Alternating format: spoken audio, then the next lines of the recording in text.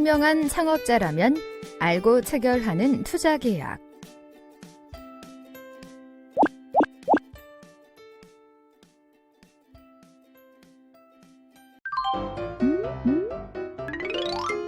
오늘의 학습과 관련된 이슈를 확인해 보세요.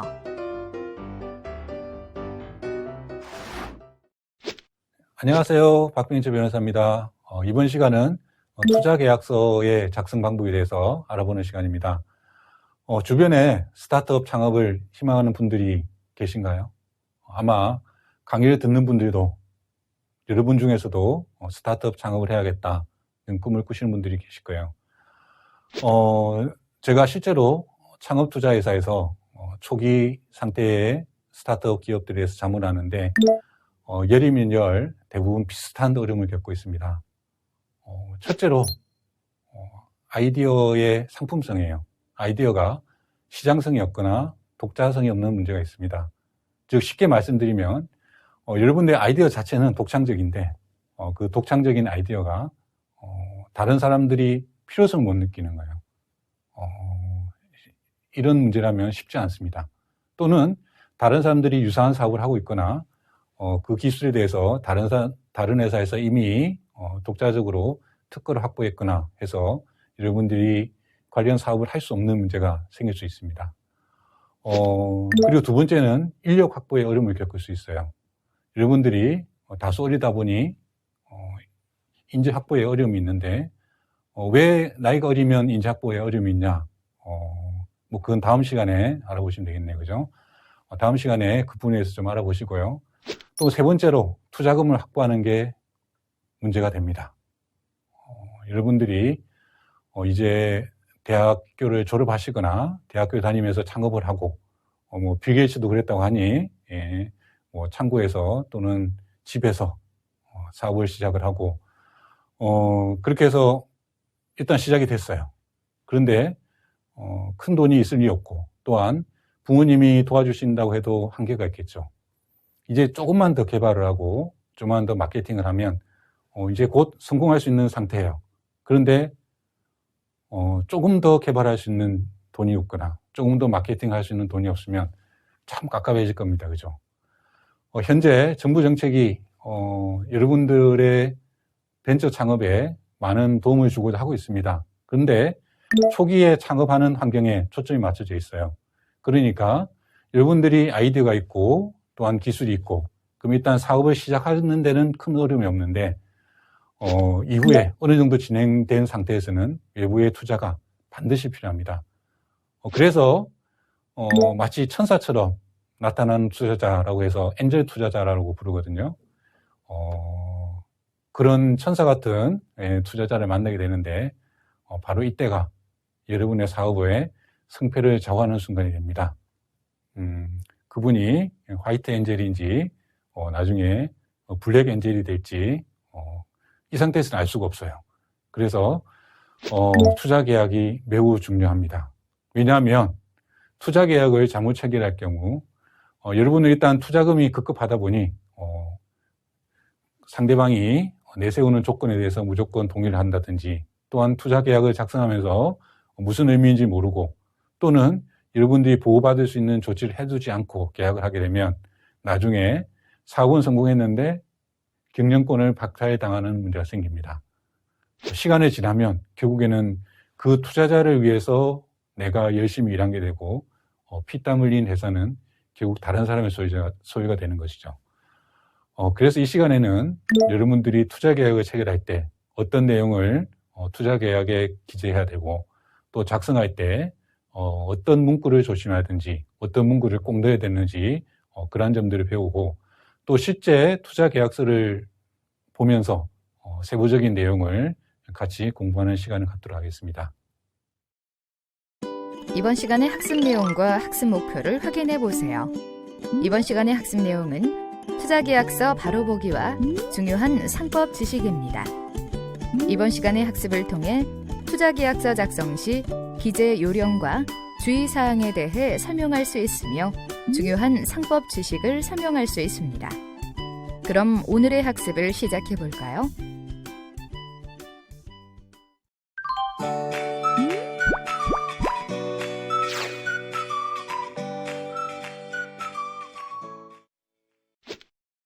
스타트업 창업에서의 3대 어려움은 인력 확보, 투자금 확보, 기술의 독자성 확보입니다.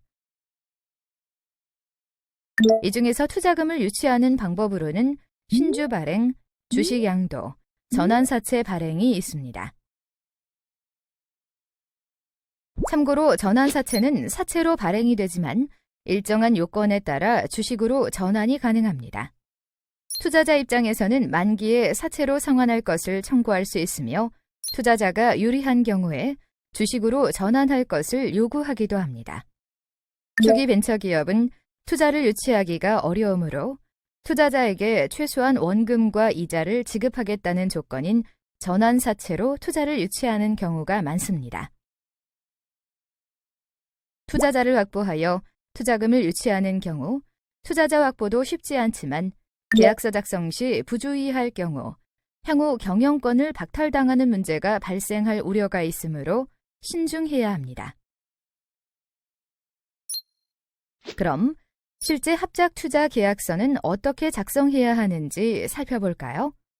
갑은 한국에서 땡땡을, 을은 미합중국에서 땡땡을 영위하고 있는 바, 양 당사자는 땡땡을 한국 내에서 회사를 설립하고자 하여 갑과 다음과 같이 합의한다와 같은 문구를 통해 합작 투자 계약서의 갑과 을을 규정합니다. 그리고 제1조 정의에서는 투자를 통해 설립하게 되는 회사의 정의와 본 계약의 서명일을 작성합니다.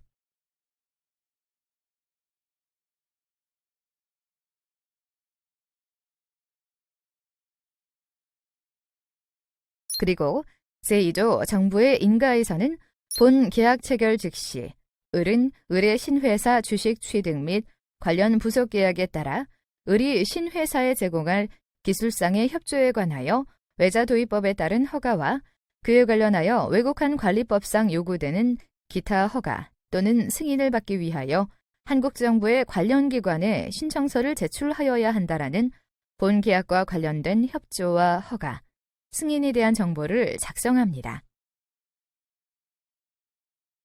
제3조 신회사의 설립에서는 신회사의 정관 및 이사회 규칙, 갑과 을의 출자에 대한 내용을 작성합니다. 1항은 발효일 이후 가능한 한 조속히 갑과 을은 한국법에 따라 신회사가 설립 및 등기되도록 조치한다. 2항은 신회사의 정관 및 이사회 규칙으로 본 계약서 제3조 제1항에 따라 신회사가 설립 및 등기된 경우 본 계약의 당사자들은 신회사가 본 계약서 별첨 1에 정관 및 별첨 2에 이사회 운영 규정을 채택하도록 조치하여야 한다. 4항은 갑과 을의 출자에 대한 내용으로 신회사의 최초 납입자본 중 갑 및 갑이 지칭한 발기인들은 신회사의 액면 땡땡땡원의 보통 의결권부 주식 땡주를 받은 대가로 땡땡땡원의 현금 출자를 하여야 한다. 을은 신회사의 액면 땡땡땡원의 보통 의결권부 주식 땡주를 받은 대가로 땡땡땡원의 현금 출자를 하여야 한다라는 내용을 작성합니다. 제4조 부속 계약에서는 신회사의 설립 등기 직후 관계 당사자들이 체결해야 하는 계약 목록을 작성합니다. 을과 신회사 간의 기술 사용 계약, 갑과 신회사 간의 경영 협조 계약, 갑과 신회사 간의 판매 계약, 갑과 신회사 간의 공장 및 장비 리스 계약, 신회사와 갑 간의 인력 이전 계약, 신회사와 을 간의 기술 이전 계약 등이 있습니다. 제5조 신회사의 경영에서는 주주총회 및 의결, 사장 및 부사장에 대해 작성합니다. 먼저 주주총회 및 의결에는 주주총회 장소는 한국 또는 이사회가 주주의 전원일치 서면 동의를 받아 결정한 장소로 한다. 신회사의 정관 또는 한국법에 달리 규정된 경우를 제외하고 정기주주총회의 결의사항은 직접 또는 대리인에 의하여 총 발행 주식의 과반수 이상을 보유한 주주들이 참석하고 출석한 주주의 과반수의 찬성 투표로 채택된다. 현재 또는 장래의 법률에 의하여 허용되는 한 주주는 주주총회 개최 대신에 서면 동의로서 권한을 행사할 수 있다. 주주에 관한 기타 제반 사항은 신회사의 정관 또는 법률이 정하는 바에 따른다라는 내용을 작성하며 사장 및 부사장에서는 본 계약서 제5조, 제3항, 제1호에 따라 갑이 지명하고 을이 동의한 대표이사가 신회사의 사장이 된다라는 내용을 작성합니다. 제6조, 신회사의 사업에서는 신회사의 사업 내용을 작성합니다. 1항은 신회사의 영업 목적으로 신회사의 영업 목적은 별첨 1로 이 계약서에 첨부된 정관 제10조에 규정된 업무를 수행하는 데 있다. 그러나 각 당사자는 우선 설립 초기에는 신회사가 별첨 3으로 본 계약에 첨부된 기술 사용 계약에 따라 을로부터 제공받은 기술에 따라 생산될 물건의 제조 및 판매 업무를 수행하는 것으로 한다라는 내용을 작성하고 2항 제품의 판매에서는 신회사는 별첨 5로 이 계약에 첨부된 판매 계약에 따라 한국 내에서는 제품을 갑에게만 판매하여야 하며 갑은 신회사의 제품을 한국 내에서 독점 판매할 배타적인 권한을 가진다라는 내용을 작성합니다. 5항은 경업금지로 당사자는 자신이나 또는 그 반계회사가 본조의 제품과 경쟁이 될 물품을 직접 또는 간접으로 한국 내에서 제조하거나 판매하지 않도록 할 것에 동의한다라는 내용을 작성하고 6항에서는 신회사의 공정 및 시설에 대한 내용으로 갑은 별첨 6으로 첨부된 공장 및 시설 리스 계약에 따라 한국 경기도 안산시 반월공단 1-2에 위치한 그의 모든 연구실과 생산시설을 신회사에 리스하여야 한다라는 내용을 작성하고 7항에서는 갑은 별첨 7로 본 계약서에 첨부된 종업원 인계계약에 따라 현재 갑의 연구실에 소속된 종업원 전원을 신회사에 인계한다라는 내용을 작성합니다. 제7조는 자금 조달에 관한 내용입니다. 1항에서는 운영자금에 대한 내용으로 신회사는 필요한 운영자본을 그의 출자자본 이상으로 한국 내에서 차용하여야 한다. 만일 그 차용의 조건으로서 대주가 보증을 요구할 경우에는 각 당사자는 자신의 신회사의 자산에 대한 권리의 비율에 따라 보증할 의무를 부담한다. 신회사가 갑 또는 을이 필요하다고 인정하는 운영자금을 차용하지 못할 경우에는 각 당사자는 그의 신회사에 대한 보유주식의 비율에 따라 그들이 그때그때 합의하는 금액에 이르기까지 필요한 자금을 신회사에 대여하기로 한다라는 내용을 작성합니다. 2항은 추가 자본 조달 방법에 대한 내용으로 각 당사자는 당사자 간에 의하여 건전하고 신중한 영업 관행에 비추어 제3조에 따라 출자될 자본 외에 추가 자본이 필요하다고 결정할 때에는 갑과 을은 각각 신회사의 자산에 대한 권리의 비율에 따라 추가 자본을 조달하여야 한다. 이러한 추가 자본은 현금으로나 또는 당사자 간에 합의된 경우에는 시장 가격에 따라 기계류, 설비, 기술 혹은 기타의 물건으로 출자될 수 있다라는 내용을 작성합니다. 제8조는 주식의 양도에 대한 내용입니다. 양도 등의 일반적 제한에 대한 내용으로 본 조에서 명백히 달리 규정된 경우를 제외하고는 갑과 을은 자기가 보유하고 있는 신회사의 주식 또는 신회사에 대한 신주 인수권을 매도, 처분, 담보로 제공하거나 또는 기타의 방법으로 그 명의나 권리를 양도하거나 그 주식상에 다른 권리의 설정 및 이와 같은 결과를 가져오거나 가져올 우려가 있는 행위를 하여서는 아니 된다. 다만 이러한 제한은 갑 또는 을의 전 재산 혹은 대부분의 재산에 일반적인 담보나 부담이 설정되는 것을 금지하는 취지는 아니다라는 내용을 작성합니다. 제9조는 지급 및 조세에 대한 내용입니다. 지급 방법 및 지급 장소에 대한 내용으로 본 계약 및 부속 계약에 포함되어 있거나 상정되고 있는 각종 행위 및 거래의 결과로서 또는 그와 관련하여 신회사가 을에게 행하는 일체의 지급은 그 계약상에 달리 규정하는 경우를 제외하고는 경우에 따라 때때로 을이 신회사의 서면으로 지정하는 바에 따라 한국의 원화 또는 미합중국 달러화로서 한국 또는 미합중국에 있는 은행 또는 다른 주소에서 지급하는 방식으로 행한다라는 내용을 작성합니다. 제10조는 기밀보장입니다. 1항은 기밀보장 의무에 대한 내용으로 부속계약에 의하여 신회사에 기밀을 제공할 수 있는 경우를 제외하고는 이 계약의 당사자들은 타방 당사자 혹은 신회사에 의해서 기밀로 지정된 타방 당사자 혹은 신회사로부터 얻은 정보의 기밀을 유지하여야 한다. 이를 위하여 그러한 기밀 정보의 모든 기록, 사본, 복사, 번역에는 비밀 물건임을 나타내어 승인되지 않은 사용이나 복사를 방지하기 위한 명백한 표시를 하여야 한다라고 작성하며 2항 사용 제한에서는 부속계약에 명확히 규정된 방법에 따라 행하는 경우를 제외하고는 양 당사자는 타방 당사자나 신회사로부터 얻은 기밀 정보를 어떤 목적을 위해서도 사용하지 않을 것에 합의한다라고 작성합니다. 3항 의무의 제한 및 존속은 본 계약 제10조에 의한 당사자들의 의무는 이 계약이 종료된 후 7년간 존속하며 당사자를 구속한다. 다만 그러한 정보가 공지의 사실이 되거나 제3의 독립된 출처로부터 얻은 것인 경우에는 그러하지 아니하다라는 내용을 작성합니다. 제11조는 계약기간 및 계약의 종료입니다.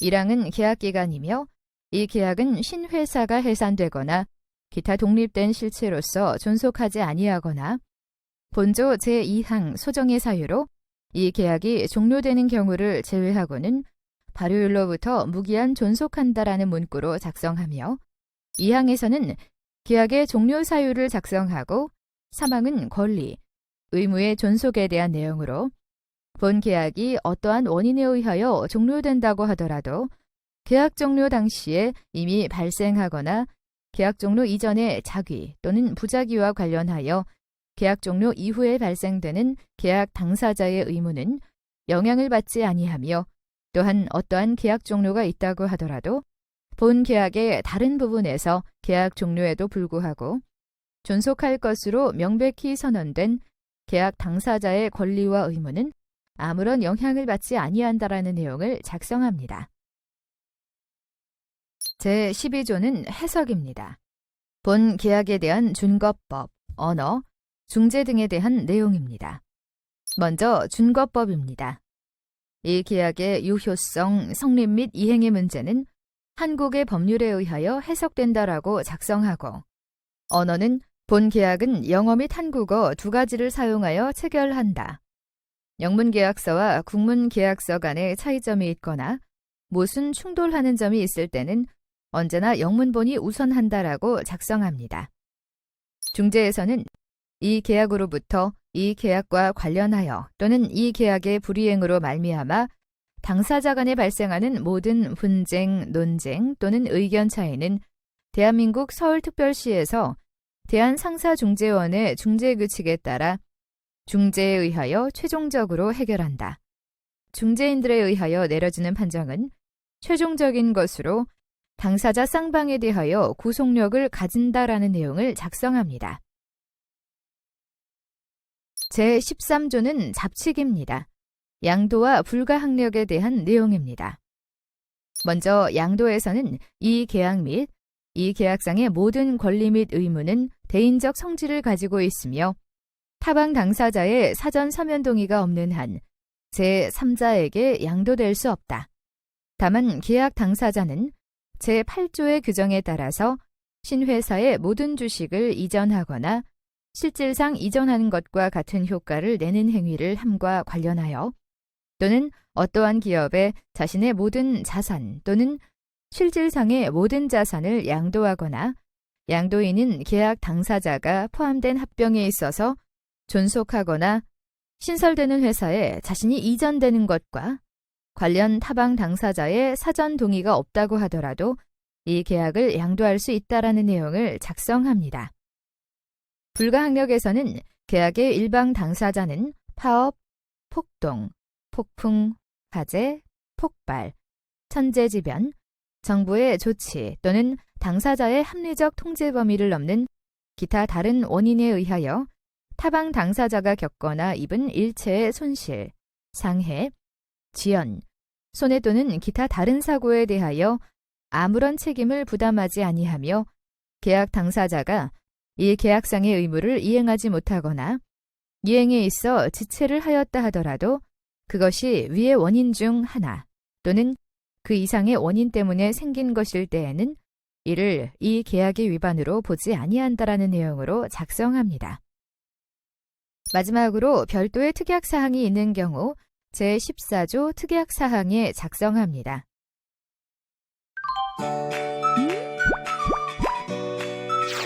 중요한 상법 지식. 오늘의 중요한 상업 지식은 회사의 조직 체계에 대한 내용입니다.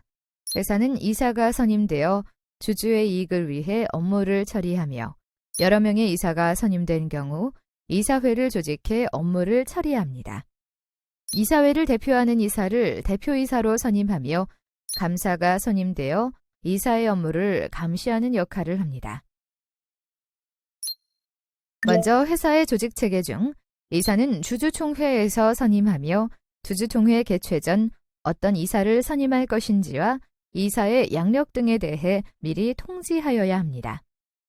주식회사는 원칙적으로 3인 이상의 이사를 선임해야 하지만 자본금이 10억 원 미만인 경우 1인으로도 할 수 있습니다. 이사의 임기는 3년입니다. 이사는 언제든지 주주총회 결의만 있다면 해임이 가능하지만 정당한 이유 없이 해임했다면 회사는 손해를 배상해야 합니다. 선임된 이사의 업무 집행에 문제가 있는 경우 해임 이전에 업무를 하지 못하도록 법원에 청구할 수 있는데 이를 이사직무 집행정지 가처분이라고 합니다. 이사가 법에 위반된 행위를 했거나 업무를 게을리해서 회사에 손해가 발생했다면 회사에 대해서 손해를 배상할 책임이 있습니다. 하지만 법에 위반되는 행위를 했는데도 회사에 손해가 생기지 않았다면 손해배상의 책임은 없습니다. 그리고 이사가 고의나 과실로 임무를 게을리한 경우에 제3자에게도 배상할 책임이 있습니다. 이사가 업무를 고의로 게을리했고 제3자에게 손해가 발생하여야만 손해배상할 책임이 발생합니다. 그리고 대표 소송이란 것이 있습니다. 대표 소송이란 이사가 회사에 손해를 배상해야 하는데도 회사가 이사에게 청구하지 않은 경우 주주가 손해배상할 것을 소송으로 청구할 수 있는 제도를 말합니다. 소송의 요건으로는 이사가 회사에 손해배상해야 할 책임이 발생했어야 하며 1% 이상의 주식을 보유해야 합니다. 다만 여러 명이 합쳐서 1%를 보유해도 가능합니다. 법원에서 손해배상하라고 판결하여도 주주가 돈을 받지는 않고 회사가 손해배상을 받게 됩니다. 이사회는 주주총회가 주요한 안건을 처리하는 반면 상법에 주주총회의 권한으로 명시되지 않은 안건은 모두 이사회에서 결정해서 업무를 처리합니다. 원칙적으로 이사 중 한 명이 소집할 수 있으며 이사회 1주 전에 모든 이사와 감사에게 소집 통지하는 것을 원칙으로 합니다. 이사회의 결의는 이사 과반수의 출석과 출석한 이사의 과반수 찬성으로 합니다. 대표이사는 원칙적으로 이사회에서 결정하여 선임합니다. 해임도 원칙적으로 이사회에서 해임하지만 대표이사는 이사 중의 대표이므로 대표이사에서 해임되어도 이사의 자격은 유지됩니다. 이사의 자격도 해임하려면 주주총회에서 별도로 진행해야 합니다. 그리고 여러 명의 대표이사가 있는 경우도 있습니다. 이 경우에는 각자 대표권을 가지게 됩니다. 그러나 공동 대표이사라면 모든 행위를 공동으로 해야 합니다. 즉 A, B 두 명의 대표이사가 있는 경우 A 대표이사가 단독으로 자동차를 구매했다면 무효가 되는 것입니다. 대표이사가 주주총회의 승인이 없었음에도 승인을 받은 것처럼 행위를 한 경우를 전단적 대표행위라고 합니다. 이러한 전단적 대표행위는 주주총회 결의사항인데 승인받지 않은 경우 무효가 됩니다. 예를 들어 영업을 양도하는 경우가 있습니다. 마지막으로 감사의 선임과 해임은 이사와 동일하게 주주총회에서 결정하며 임기는 3년입니다. 회사의 업무와 회계감사, 이사회 소집 청구 등을 할 수 있고 비밀 유지 의무를 부담합니다. 감사가 임무를 해태한 경우 회사에 대해 손해배상 책임이 있고 업무 해태로 제3자에게 손해가 생긴 경우 제3자에게도 배상해야 합니다. 소규모 회사의 특례로 자본금 10억 원 미만의 회사는 감사를 선임하지 않아도 됩니다. 이번 시간에 학습한 내용을 정리해 보도록 하겠습니다. 1. 투자계약서 바로보기입니다. 스타트업 창업에서의 3대 어려움은 인력 확보, 투자금 확보, 기술의 독자성 확보입니다. 이 중에서 투자금을 유치하는 방법으로는 신주 발행, 주식 양도, 전환사채 발행이 있습니다. 참고로 전환사채는 사채로 발행이 되지만 일정한 요건에 따라 주식으로 전환이 가능합니다. 투자자 입장에서는 만기에 사채로 상환할 것을 청구할 수 있으며 투자자가 유리한 경우에 주식으로 전환할 것을 요구하기도 합니다. 초기 벤처기업은 투자를 유치하기가 어려우므로 투자자에게 최소한 원금과 이자를 지급하겠다는 조건인 전환사채로 투자를 유치하는 경우가 많습니다. 투자자를 확보하여 투자금을 유치하는 경우 투자자 확보도 쉽지 않지만 계약서 작성 시 부주의할 경우 향후 경영권을 박탈당하는 문제가 발생할 우려가 있으므로 신중해야 합니다. 2. 중요한 상법 지식입니다. 회사의 조직체계는 이사, 이사회, 대표이사, 감사로 구성됩니다. 회사의 조직체계 중 이사는 주주총회에서 선임하며 주주총회 개최 전 어떤 이사를 선임할 것인지와 이사의 양력 등에 대해 미리 통지하여야 합니다. 주식회사는 원칙적으로 3인 이상의 이사를 선임해야 하지만 자본금이 10억 원 미만인 경우 1인으로도 할 수 있습니다. 이사의 임기는 3년입니다.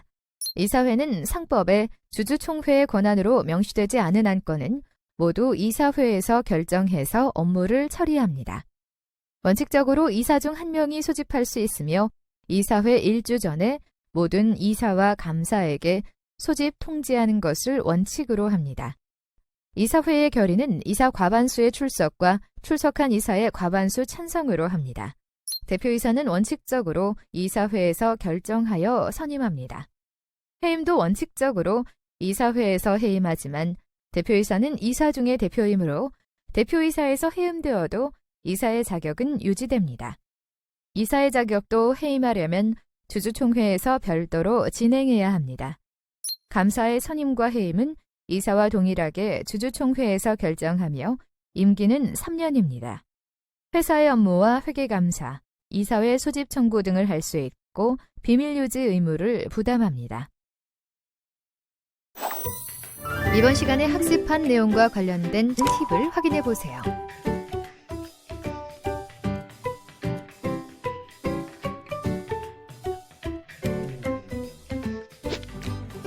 기업이 마케팅을 하기 위해서 필요한 역량 중에 하나가 감성적인 역량입니다. 질문 하나 드려보겠습니다. 눈이 녹으면 뭐가 될까요? 눈이 녹으면 물이 되기도 하고요. 눈이 녹으면 봄이 되기도 합니다. 다 맞는 얘기죠. 자, 요즘에 안 좋은 제품 있다고 생각하세요? 이렇게 질문을 바꿔보겠습니다. 혹시 안 좋은 제품을 파실 생각이세요? 네, 안 좋은 제품 없습니다. 모든 제품이 다 상향 평준화돼 버렸어요. 그러다 보니까 고객을 논리적으로 설득하는 게 갈수록 어렵습니다. 고객을 논리적으로 설득하지 마시고요. 감성적으로 설득하셔야 됩니다. 제가 장미꽃을 팔아요. 장미꽃 한 송이 1,000원입니다. 이게 잘 팔릴까요? 아니면 사랑 한 송이 1,000원입니다. 이게 잘 팔릴까요? 논리성도 중요하지만요. 감성이 필요합니다. 왜냐하면 모든 제품이 다 품질적으로는 기능적으로는 다 상향 평준화되었기 때문에 고객은 더 이상 논리적으로 설득되지 않습니다. 마케팅은 판매와 다른 개념입니다. 마케팅은 궁극적으로 판매가 필요 없도록 만들어지는 게 마케팅인데요. 이 마케팅을 잘하기 위해서는 논리성도 중요하지만 감성적인 역량이 무엇보다 중요하다고 할 수 있습니다.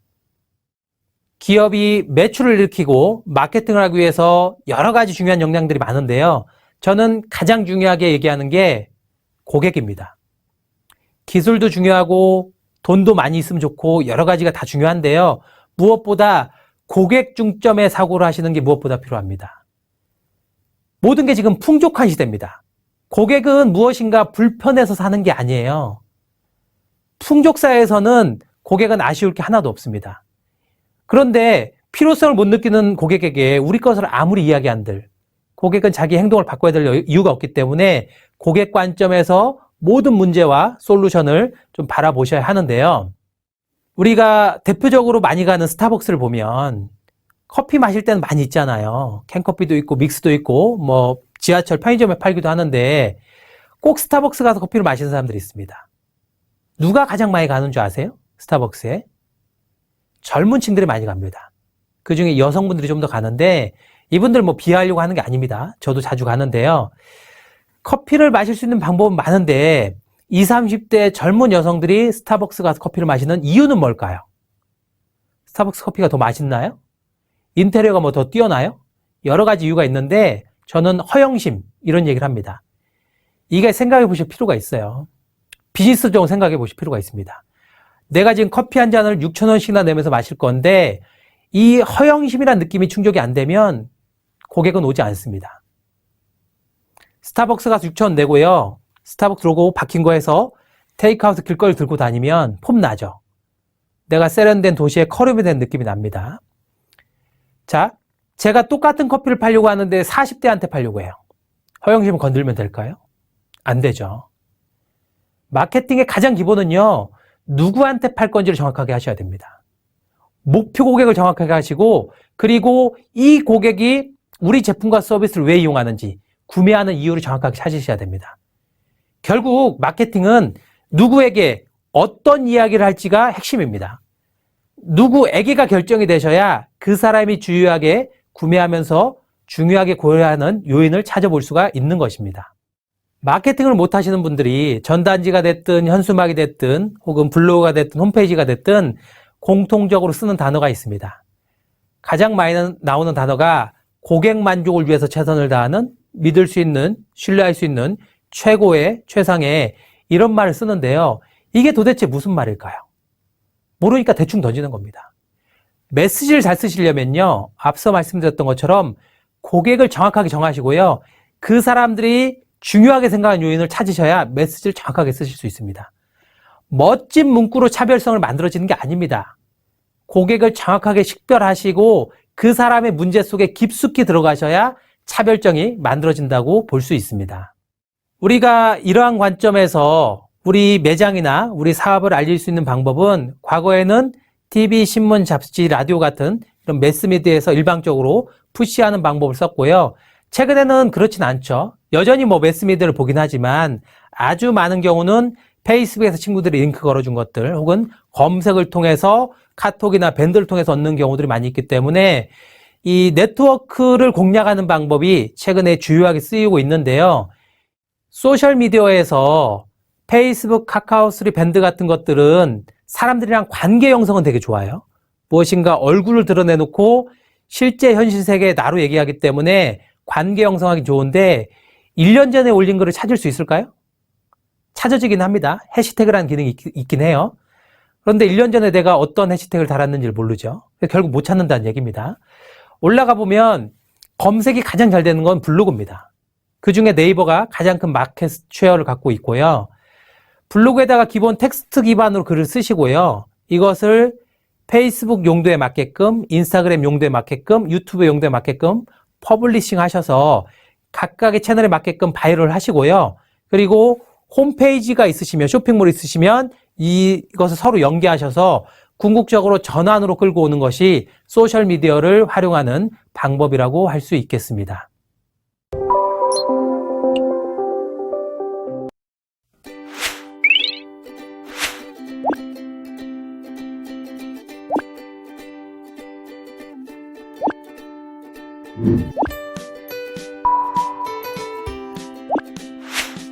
이것으로 오늘의 학습을 마치겠습니다.